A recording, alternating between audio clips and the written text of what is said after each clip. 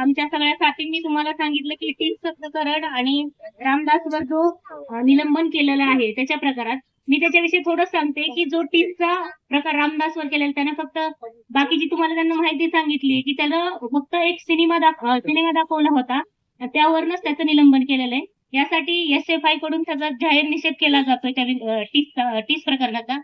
आणि जसं की पश्चिम बंगालमध्ये पाहतोय की एका महिलेवरती रेप होतो आणि त्याचं प्रकरण पूर्णपणे दाबलं जाते.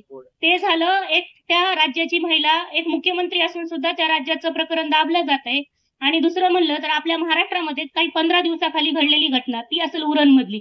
त्या यशस्वीवर किती मोठ्या प्रकारचा अत्याचार करून तिचा रेप करून तिची हत्या करण्यात आली आणि त्यानंतर त्या केसचाही निकालही नाही आणि ती दाबली गेली पूर्णपणे. जसं पाहतोय प्रत्येक राज्यामध्ये पाहिलं गेलं तर आज मुलगी किंवा महिला सुरक्षित नाहीये.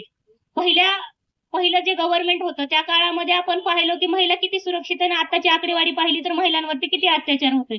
आणि आपण बघतोय की प्रत्येक राज्यामध्ये महिलांविषयी वेगवेगळ्या योजना काढल्या जातात, जसं बेटी बचाव, पुन्हा लाडकी बहीण योजना. या योजना महिलांसाठी काढतात, पण ती आज सुरक्षित आहे का?